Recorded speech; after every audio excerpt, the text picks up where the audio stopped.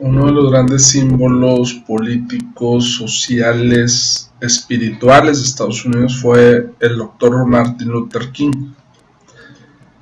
Martin Luther King fue un pastor que tuvo muchas ideas políticas y sociales, pero no solamente ideas, sino que hizo movimientos en Estados Unidos. Martin Luther King daba discursos tipo, para muchos proféticos, para otros de inclusión en lugar de segregación. En la época donde en Estados Unidos los blancos y los negros estaban separados. Había tintorerías para blancos y para negros. Decían aquí only whites, only blacks. Para ir a comprar el boleto del bus, del autobús, blancos y negros. En escuelas era una discriminación terrible. Blancos, maestros blancos con alumnos blancos, maestras negras y alumnos y directivos de color. Él nació en Atlanta alrededor de 1930 o 29.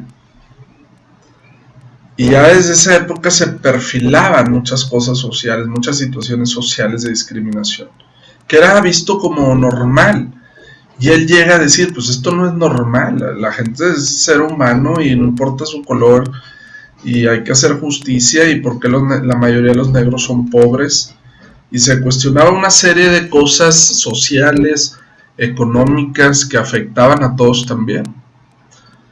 Y Martin Luther King quiere ingresar al Premio Nobel de la Paz, y al parecer le dieron el Premio Nobel, o se lo ganó el Premio Nobel de la Paz también, por sus acciones también. Pero eran acciones también muy interesantes porque eran marchas, donde las marchas y esto me lo contó un conocido de Martin Luther King, que a mí me dio clase a distancia. Tuve la suerte de estar con este reverendo, también con este doctor norteamericano muy preparado, que vivió con Luther King, inclusive las protestas, y él nos daba cursos a distancia, y nos narraba de todas las protestas y marchas que hacían. Nos pasaba fotos y películas y todo.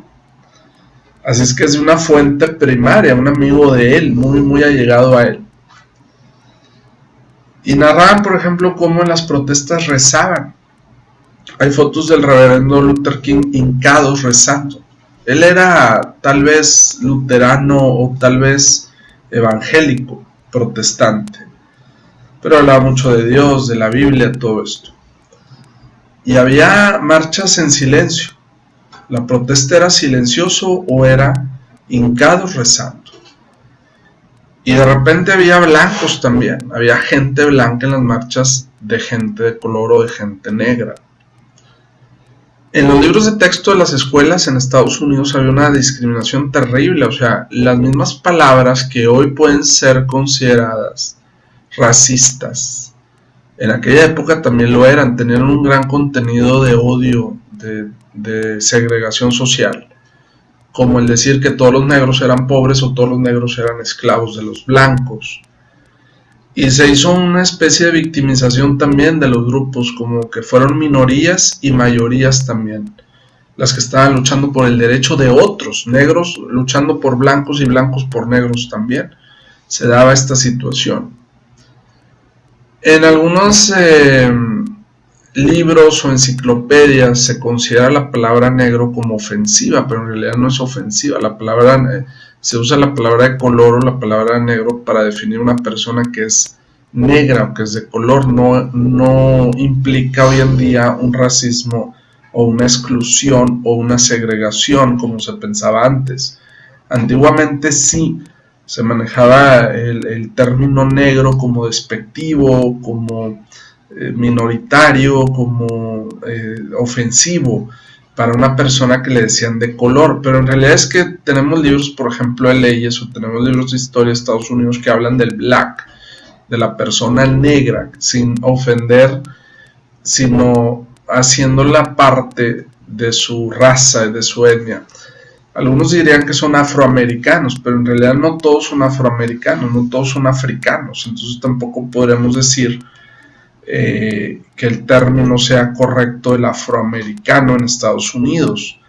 En esta parte de Latinoamérica, en Haití, en Honduras, en la parte, por ejemplo, de Puerto Rico, tenemos gente morena y gente negra también.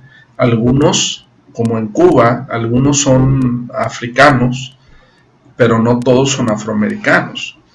Entonces se tuvo que definir pues el concepto de color para que no se piense que el decir negro es ofensivo, no implica una ofensa. Inclusive una persona de color o una persona negra no necesariamente lo toma como una ofensa. Los libros en las escuelas, en las universidades, en las secundarias hablaban de esto, de la discriminación, de la separación. Las personas iban a un shopping, a un mall, blancos y otros negras también, separados siempre. El Dr. Luther King lo que hace son protestas pacíficas, y habría que definir si las protestas son siempre pacíficas, es otro tema que nos llevaría a varios videos, porque hay quien dice la protesta no siempre es pacífica o la marcha. Se puede salir de control o puede tener otros objetivos, no necesariamente un objetivo social o moral, sino un objetivo de perturbar la paz o perturbar al Estado o atacar a un político. Podría desviarse en ese sentido también una protesta, una marcha.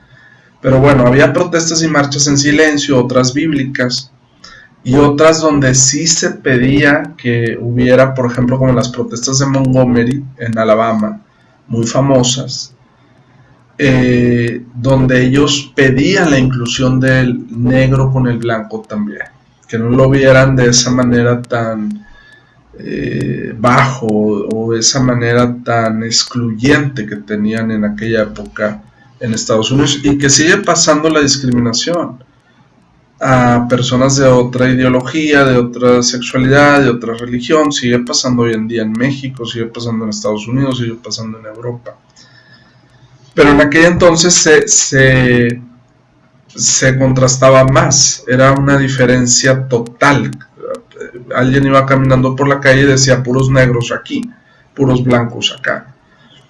Inclusive este doctor, amigo de Luther King, nos comentaba a distancia que los blancos se podían sentar en bancas, en un parque, por ejemplo, y ellos no podían, ellos eran segregados también. Y se da un fenómeno muy interesante que nos contó también de viva voz el amigo de Martin Luther King. El doctor Lafayette se apellida, un gran ser humano, una persona muy entregada a la política, a lo social. Y nos decía Lafayette cómo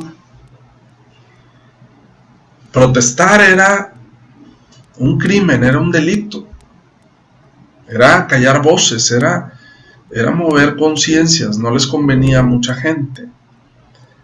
Y los arrestaban y los metían a cárceles. Y se daba un fenómeno bien interesante. Muchos de los guardias o policías en cárceles eran blancos. Casi todos los arrestados eran negros, casi todos, aunque había blancos también defendiendo a negros, donde aparecen con su número fichado los blancos, pero la mayoría eran morenos o negros.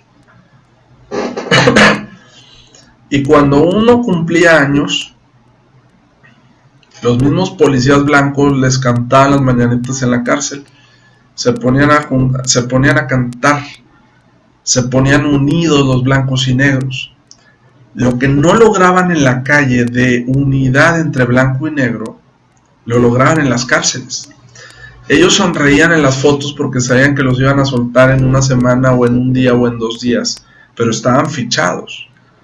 Y contaban y cantaban y hacían un ambiente, según nos decían, muy interesante.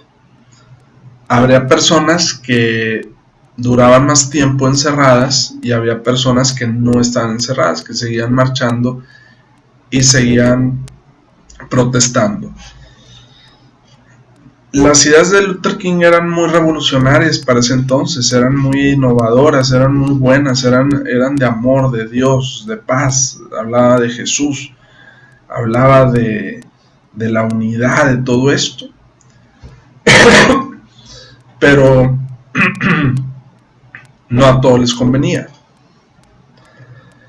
Y uno de los famosos discursos que se puede bajar de internet, el original, era ese de tengo un sueño, el sueño americano, tengo un sueño, el sueño de la paz, el sueño de la unidad. Y se congregaban multitudes para oír al reverendo, que hizo muchas marchas, inspiró muchas protestas también grupos que estuvieron en contra de esto, que se le tachó a él de comunista y se le tachó de muchas cosas negativas también, para tratar de justificar, la violencia hacia ellos y decir, los están arrestando y hay una justificación por las que se les debe de arrestar a ellos. Y a ellos no les importó ir a la cárcel, no les importó ser arrestados, no les importó decir lo que tenían que decir. Y el doctor Lafayette nos comentaba eso también, cómo es tan interesante esta situación de sobrevivir en la cárcel o sobrevivir en las calles o en las avenidas también. Últimamente en Estados Unidos se han dado muchos también casos de racismo y discriminación. Cuando asesinan a una persona, independientemente de su color, va gente del mismo grupo y van a hacer lo que llamamos riots. Riots son como protestas, pero muy violentas, donde inclusive rompen vidrios, roban tiendas, todo eso, cometen delitos y todo esto. Se sigue dando también en México, pero se magnifica mucho en Estados Unidos por la cuestión de la piel, por la cuestión racial, que no ha podido terminar tampoco. Se ha hecho con ilegales, inmigrantes, con personas de otras religiones, de otras ideologías, etc. Sigue esto todavía, pero tal vez en una proporción menor a la época del 60 o 50 de Martin Luther King. Y pues un día como hoy, 4 de abril, lo asesinan a Martin Luther King. Lo asesinan tal vez en Memphis, en un hotel donde estaba. Y sus últimas palabras pues tenían que ver con Dios y tenían que ver con un sermón de la Biblia. Y pues no acabó ahí su sueño. Ahí es donde empezó también la revolución ideológica para entender cómo una persona dio su vida y cómo una persona movió a tanta gente, a tantas protestas también. Y pues siempre creyó en eso como algo correcto, como una persona que realmente auténtica, quiso luchar auténticamente, dio su vida realmente por poder incluir a las masas y poder incluir a los niños en escuelas de diferentes etnias y colores, y que ahorita en Estados Unidos es muy normal ver personas de color o negras y ver personas blancas en una universidad, en una prepa, en donde fuese. Pero todo esto llevó a una revolución ideológica, una revolución espiritual, una revolución con Dios también, una revolución de derechos de los demás también y de derechos de ellos también. Y muere, lo asesinan también, y como siempre pues hay mucha controversia, que quién fue, si lo mandaron disparar, si no le mandaron disparar, si fue una persona fanática o no fanática de él también. No se habla mucho, no se cuenta mucho de la muerte, pero sí hay libros, sí hay fotografías y hay videos que nos pueden demostrar cómo esta persona luchó junto con otras multitudes para lograr realmente que la sociedad fuera mejor y que la sociedad fuera más integrada o más, por así decirlo, equilibrada también, y que no importaba el color de la piel, lo que importaba era la persona en sí, sus habilidades, sus capacidades, independientemente de su físico, independientemente de lo que representa o del exterior. Es muy interesante la vida de Martin Luther King. Prácticamente en todos los libros de Estados Unidos, o sea, escolares, está permitida, de hecho. Es como un héroe también y es como un personaje sumamente importante en la vida de Estados Unidos y a nivel mundial. porque todo esto se supo en muchos países del mundo como un ejemplo a seguir también en un tipo de pues revolución ideológica y social también, cuando antes era muy normal segregar, discriminar y dejar a un lado al que se consideraba diferente o se consideraba inferior. Espero que haya ayudado esta cápsula, gracias.